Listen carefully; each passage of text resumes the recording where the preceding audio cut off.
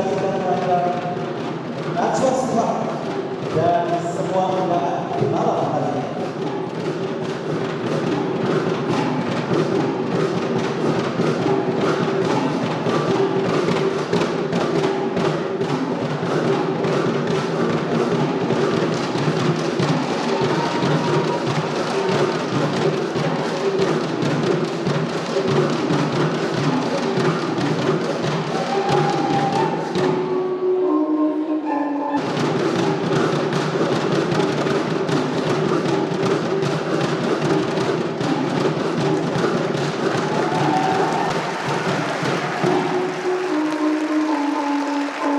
Indonesia merdeka! Indonesia! Tepuk tangan untuk Indonesia. Ya. Itu pertanda bahwa seorang Najwa Shihab tetap menjadi bagian yang tidak pernah akan terpisahkan dari seluruh masyarakat Nusa Tenggara Timur. Dari Nusa Tenggara Timur akan disampaikan oleh Gubernur Nusa Tenggara Timur sekaligus membuka talk show pada malam hari ini. Kita sambut Bapak Frans Leburai dengan tepuk tangan.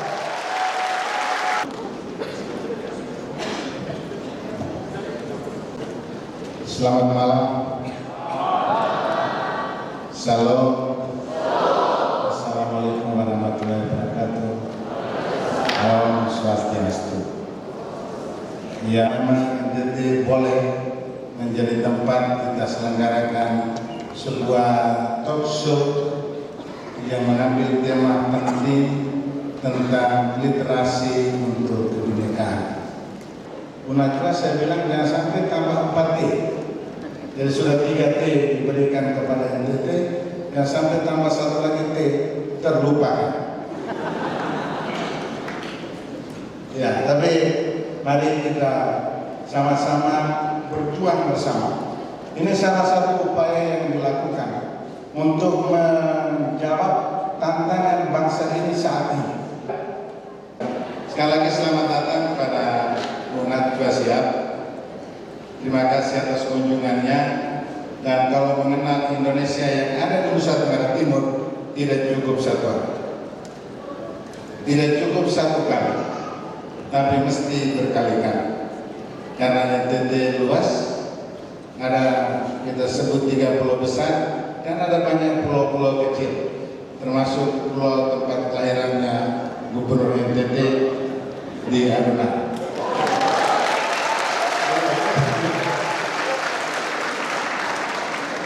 Ya, terima kasih, dan mari kita ikuti nanti acara dengan tenang, mengikuti seluruh jalannya acara. Pasti santai-santai, tidak ada yang serius-serius, tapi mari kita eksplor nanti pikiran-pikiran, pandangan-pandangan yang berguna bagi bangsa dan negara. Terima kasih dan selamat malam.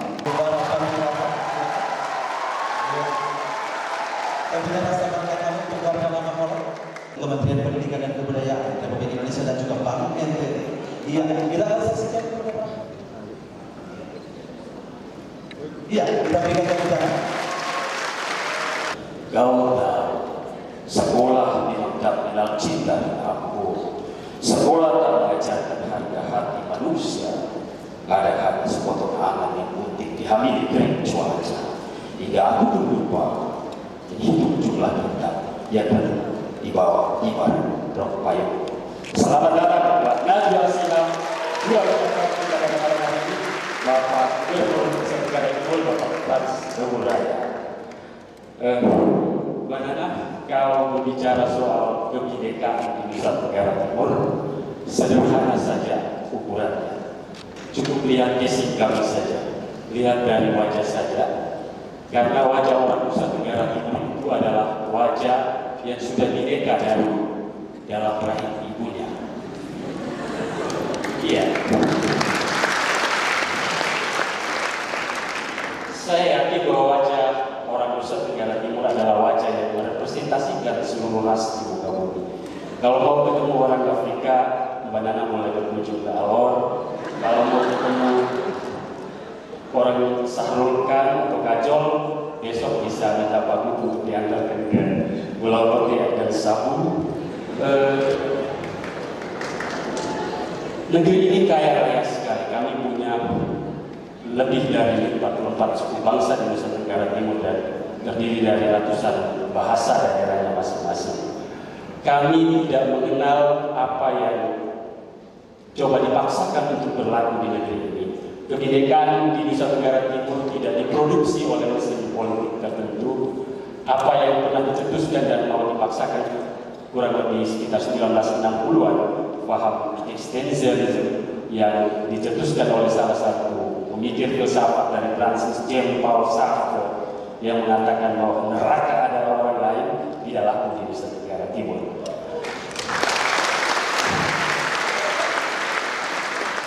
Jadi ini negeri yang sangat kaya sekali.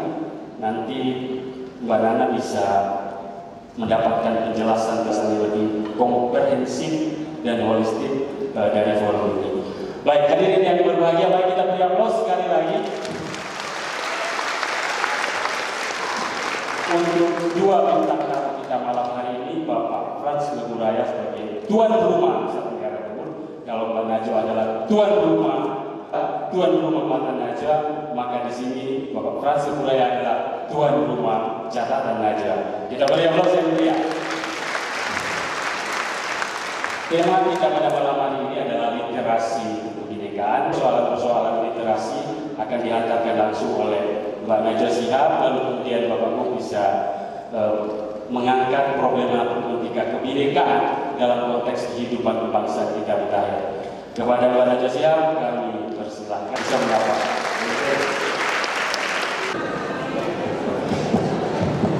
Assalamualaikum. Sampai percaya kok ada di Kupang Bella.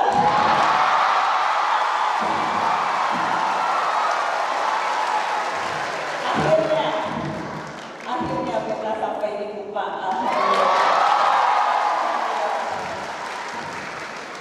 Sudah berkali-kali ada rencana Pak Gubernur untuk menginjak tanah NTT, berkali-kali dimimpikan. Tapi alhamdulillah akhirnya terwujud hari ini. Tadi siang makan siang dengan Ibu Gubernur dengan Bunda Rusia, dan saya cerita terkadang itu bahkan ada orang yang menyangka saya Ina Najwa katanya, ini orang NTT. Karena hampir setiap minggu katanya muncul di televisi pakai tenun NTT. Sampai kemudian ada yang bilang itu kenapa NTT terus yang dimunculkan tenunnya, ada yang cemburu Pak Gubernur, jadi kemudian kita ganti-ganti. Saya bilang soalnya kalau sudah suka bagaimana ya Pak?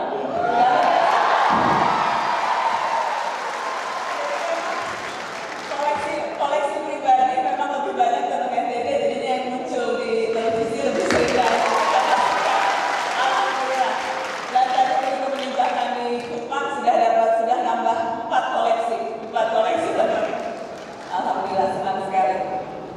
Berkali-kali niat ini datang, tetapi memang baru terwujud hari ini atas undangan Kabara, atas undangan Pak Gubernur, karena memang salah satu tugas baru yang saya emban sejak tahun lalu adalah menjadi duta baca Indonesia. Dan kenikmatan menjadi duta baca itu adalah bisa berkeliling Indonesia, bertukar pikiran, bertemu dengan berbagai kalangan, dengan masyarakat, dengan pegiat literasi, dengan mahasiswa, dengan adik-adik sekolah, untuk bercerita dan berbagi kebahagiaan tentang buku dan membaca.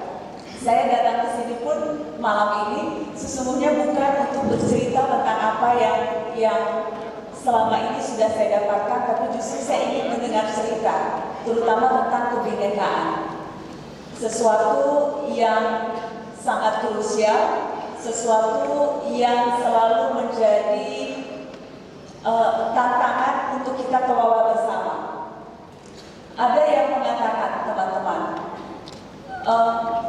membaca itu bisa membuat orang hidup lebih bahagia. Bukan hanya mengatakan, tetapi ada penelitian yang menunjukkan hal itu. Membaca bisa membuat kita tidak cepat stres, Membaca bisa membuat kita hidup lebih panjang. Membaca bisa membuat kita tidak gampang pikun. Ada banyak sekali hal-hal yang secara fisiologis yang membuktikan bahwa membaca itu memperbaiki kualitas hidup kita. Itu satu hal. Tapi di sisi lain, membaca itu bisa memperbaiki, menyembuhkan penyakit jiwa, luka di hati. Di zaman Yunani kuno, perpustakaan itu judul di pagarnya ditulis Healing Place for the Soul, tempat untuk menyembuhkan jiwa. Ada istilah biblioterapi, terapi membaca.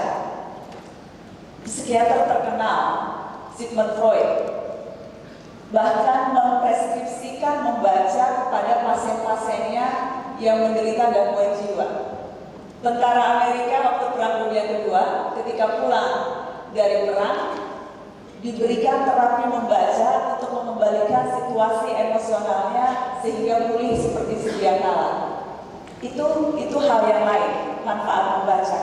Dan kalau kita bicara tentang bagaimana negeri ini, tadi disebutkan oleh Pak Gubernur, negeri yang sangat beragam, tadi disebutkan oleh Kak Bara, betapa negeri, kalau kita bicara NTT saja, beragam suku, beragam bahasa.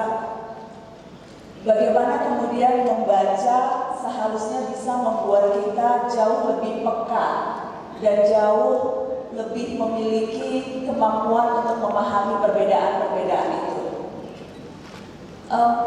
Seringkali seperti ini Kak, seringkali orang mengatakan membaca itu kunci untuk memperoleh pengetahuan, semuanya sudah tahu itu. Tetapi seringkali disebutkan membaca hanya sebatas menghafalkan dalil-dalil pembenaran. Tetapi ketika lebih jauh diminta untuk menggali kebenaran, itu seringkali terputus. Seringkali orang mengatakan saya hobi membaca, tetapi hanya sebatas tahu dan punya pengetahuan tentang keberagaman kosakata. Tetapi ketika diminta untuk membuka pandangan terhadap keberagaman fakta, itu menjadi hal yang berbeda. Seringkali misalnya kita sekarang dihadapkan pada situasi di mana bangsa kita mudah sekali diprovokasi oleh informasi-informasi yang belum tentu benar.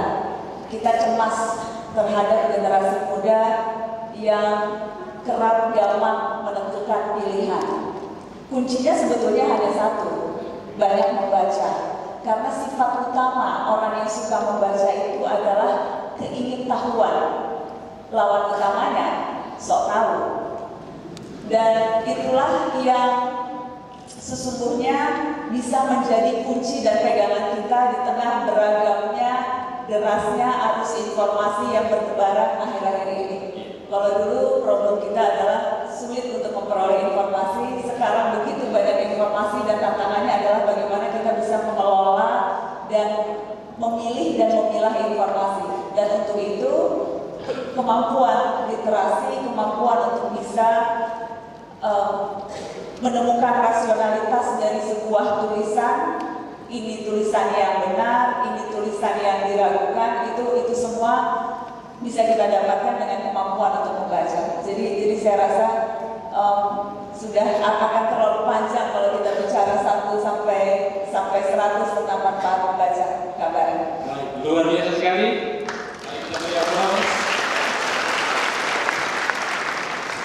Mungkin begini Pak, ini kan kita dihadapi oleh satu era yang sangat kontemporer, di mana dunia sudah dilipat menjadi semacam seperti global village, menjadi semacam musuh global.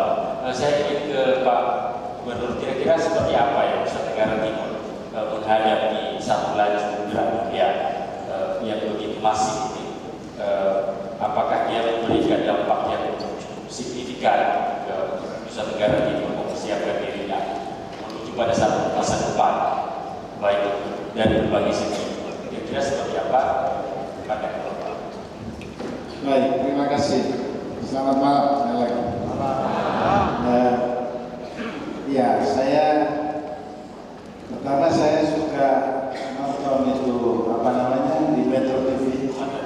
Mata Najwa. Nah, malam Sekarang ini matanya sekarang di sini, Pak.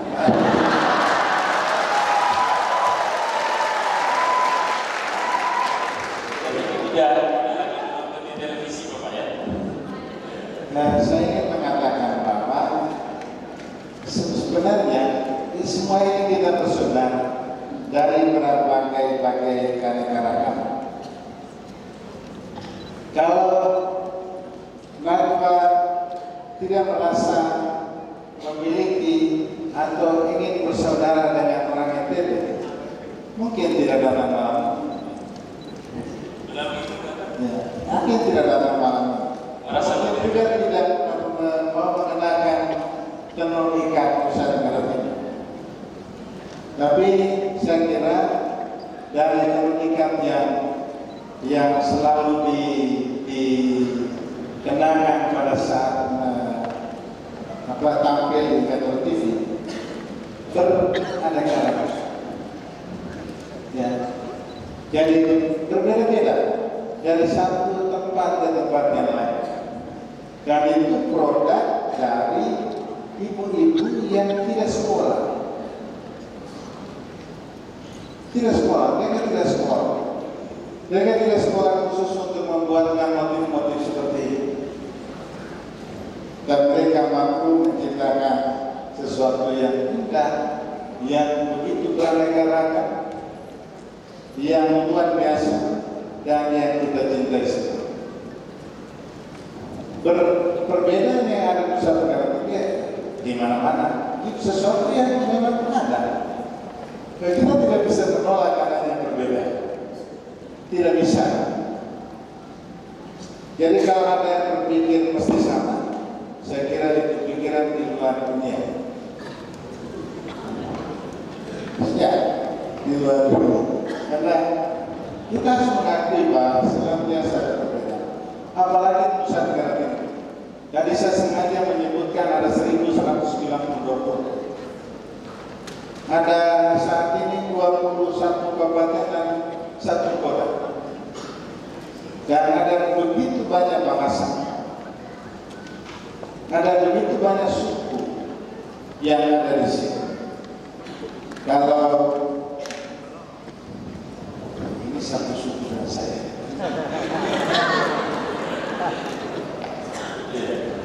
Macam-macam. Tapi kami hidup damai.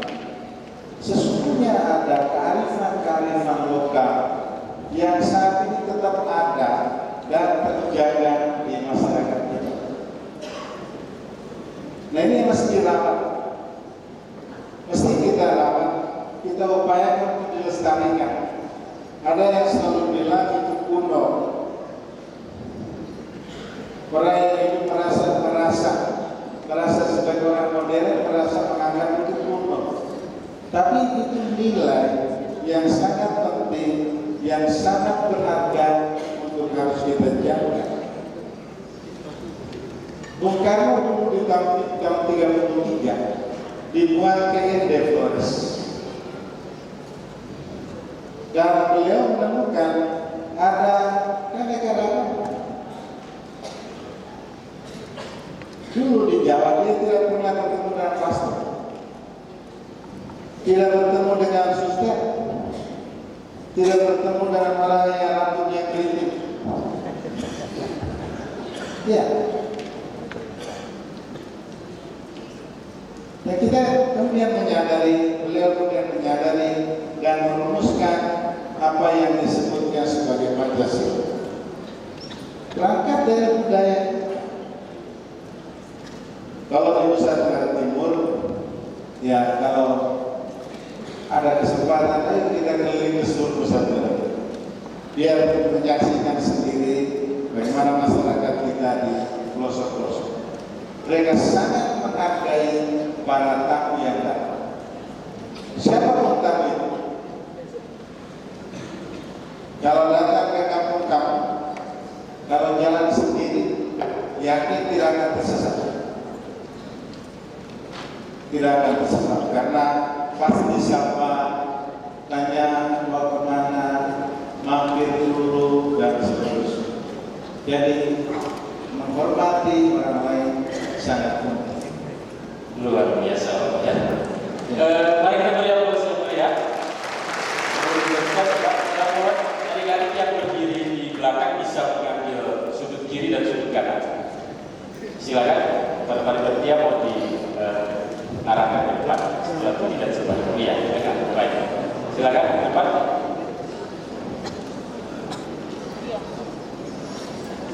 Jadi seperti itu Mbak. Siap. Kalau ke Nusa Tenggara Timur seperti Bapak sebutkan tadi bahwa ada banyak sekali kearifan lokal, ada banyak sekali lokal Indonesia, lokal historik. Mungkin waktu dulu bandara pertama kali melihat wajah kami khususnya orang Nusa Tenggara Timur sepintas seperti sangat seram ya. Orangnya sudah hitam, putih. Kami memang tegak perkasa seperti pasar. Tetapi di depannya ada lautan teduh yang menunjukkan kerendahan diri kami. Yaitu Pulau Wadikata. Di sana pasti akan melewati. Nanti besok pasti melewati karena kita akan berakhir di dua gelombang lautan yang berbeda. Saya kata nanti bisa. Iya, dan saya sependapat dengan Pak Gubernur. Karena saya percaya toleransi itu tidak hanya sekedar diajarkan, tapi harus dialami dan dirasakan. Saya berangkat dari keluarga yang juga beragam. Ayah saya di paparazzi sudah siap semua di bawah. Siap jauh, siap. Seru sekali. Ayah saya di Makassar, ibu saya Solo, kakek ibu saya dari Yaman, Pak Gubernur. Suami saya orang Semarang, ipar saya ada yang orang Padang. Jadi memang keragaman itu sesuatu yang sudah sangat biasa dan tidak lagi dianggap sebagai sesuatu yang sesungguhnya harus diperbincangkan. Ayah saya bercerita, kakek saya dari ayahnya sejak dulu pun selalu sangat biasa menerima tamu dari beragam asal usul. Sahabatnya ada yang orang Tionghoa, orang dari beragam latar belakang, dan yang selalu ditekankan adalah kita semua bersaudara. Itulah kemudian yang juga diajarkan ayah saya dalam keluarga dan yang juga selalu saya rasakan. Jadi sekali lagi toleransi itu memang tidak hanya sekedar diucapkan, diajarkan, tapi harus dialami dan dirasakan. Saya ketika berusia 16 tahun kabaran, saya dapat kesempatan untuk belajar di Amerika Serikat dalam program pertukaran pelajar. Saya usia 16 tahun. Yang ada begitu ceritanya disuruh bukan itu. Yang saya mau ceritakan adalah ketika itu saya satu-satunya saya ditempatkan di satu kota kecil, namanya kota Brodericksburg di upstate New York. Bukan New York City yang keren, bukan. Ini 5 jam dari New York kalau naik mobil. Saya satu-satunya Muslim waktu itu di kota kecil itu. Saya tinggal dengan keluarga yang beragama Katolik sangat taat. Dan saya belajar bagaimana menjadi minoritas. Dan pengalaman menjadi minoritas itu satu hal yang saya rasa membuat saya menjadi jauh bisa lebih peka dan mengerti bagaimana rasanya berada menjadi seorang yang sendirian di tengah lingkungan yang homogen. Ibu angkat saya ketika bulan puasa setiap malam bangun sahur. Dia seorang Katolik yang sangat taat, tapi setiap malam bangun sahur menyiapkan sahur untuk saya. Itu saya sampai sekarang pun selalu teringat. Ketika Lebaran, satu-satunya Muslim di kota kecil, ibu dan ayah saya, ibu ayah angkat orang Amerika Serikat ini, mengantarkan saya naik mobil 4 jam untuk mencapai satu masjid komunitas Muslim Pakistan di sana, supaya saya bisa merasakan sholat Idul Fitri bersama. Di usia 16 tahun,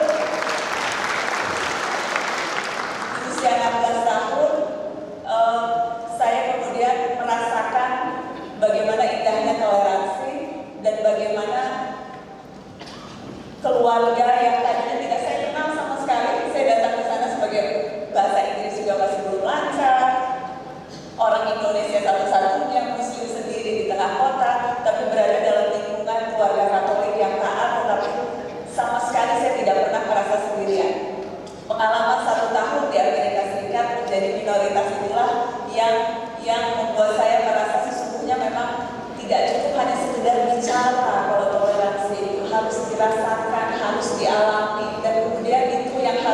ditularkan ke semuanya. Jadi saya merasa NTT yang tadi disebut apakah nusa toleransi terindah, seharusnya kita harus lebih sering-sering melihat ke NTT untuk bicara soal toleransi. Bagaimana itu betul-betul dipraktekkan dan bagaimana ini seharusnya diangkat dan menjadi contoh baik untuk dilihat. Sudah terlalu